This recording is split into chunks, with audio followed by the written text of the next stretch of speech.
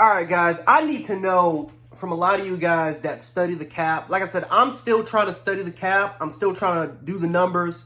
I'm trying to, again, I'm trying to really put it all together. It can be a little confusing, but I'll get it. Trust me, I'll get it. And trust me, my boys, Tommy, Mikey, they'll teach me how to use the cap. But for all you people in the comments that know about it, please tell me the reason why we signed Ed Oliver to a 4-year, $68 million contract, $17 million per year, $45 million guaranteed. Please tell me this is going to help the Buffalo Bills cap this year and beyond. Please tell me this. Because if it does, I'll just say, you know what? It is what it is. Hopefully we can go out there and sign some more players. But the excuse that I've been hearing is that we cannot afford DeAndre Hopkins' contract. Well, we signed a player to a 4-year, $68 million deal and $17 million guaranteed, $45 million guaranteed, $17 million per year. I'm going to calm down. I don't want to yell and get mad. I'm sick. Okay, let's take a breather. I am hoping and I'm praying.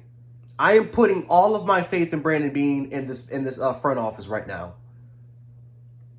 Because Ed Oliver is not a game changer. And I like Ed Oliver. He has a phenomenal personality. He's a great guy. He's not a great player. I'm not being rude to him. The stats show that he's not a great player. And no, don't be going to PFF saying, well, he wins his reps. Ed Oliver does not get to the quarterback consistently. When he gets double teamed, he can't get off of blocks. He's not strong enough to handle the double teams. Matter of fact, you have to have a competent nose tackle, because when he doesn't have that competent nose tackle, he can't do a damn thing. And yes, I will say this. Once he gets that nose tackle and he gets those one-on-one situations, Ed Oliver can ball. And yes, Ed Oliver, he can win the double teams here. He can win the double teams, but he doesn't really win them he doesn't really win them as high as a rate as the other defensive tackles, like the Kenny Clarks, like the Dexter Lawrences, the Vita Veas, the Vita Veas, and those are just one tech players. But we're talking about 3 techs. You look at the Fletcher, the Fletcher Coxes, the Aaron Donalds. You're talking about players that are the Chris Jones, guys like that. And these are guys that are getting similar money. These are guys that are getting $17, $18, $19 million per year. So you're paying a guy that's in that territory. And he's nowhere, I'm sorry, he's nowhere near the level of those players.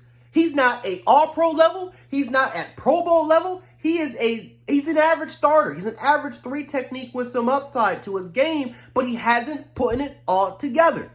Now, if Ed Oliver went out and he balled out and he played at a Pro Bowl level this year, then I can understand. I'm like, okay, you know what? He had a really, really good year, played at a Pro Bowl level. Give him the money. I can understand that. Just like how we could have paid Jordan Phillips his money when he came off of an 8.5 sacks. He came off of an 8.5 sack year, the best year of his career, where he impacted not just in the passing game but in the run game. I can understand that. But the fact that you give Ed Oliver this amount of money, when he hasn't really shown you anything, he hasn't played at a Pro Bowl level in the last couple years, he hasn't been to the Pro Bowl, he's been average at best, and you pay him that much money? Why? Because you like his personality? You like his fit in the locker room? Because that's the only thing that makes sense to me of why you signed him. Because it wasn't his production. The production shows that he doesn't deserve that money. And listen, congratulations to the brother. The brother deserves his money. The brother, again, I hope he does well with it. And that's that's literally money that can be set up for the rest of his life.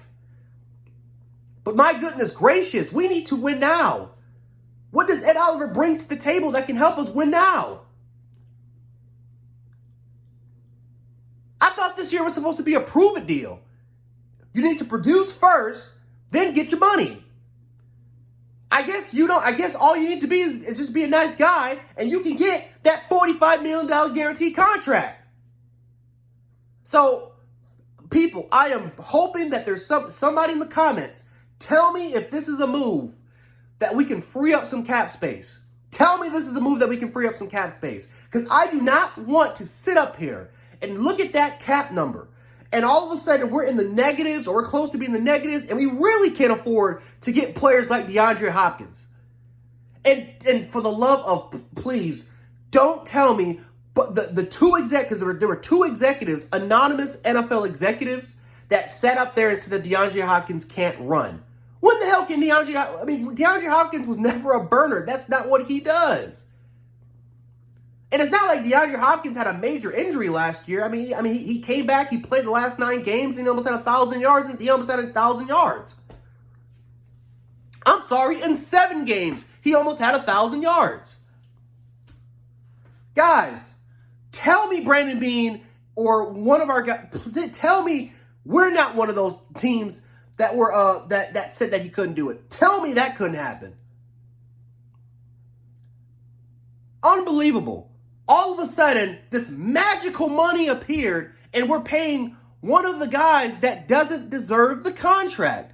But yet we have a player like DeAndre Hopkins, all-pro receiver, who's right there waiting in the woodworks, said that he wanted to play for Buffalo, and you want to pay that money to...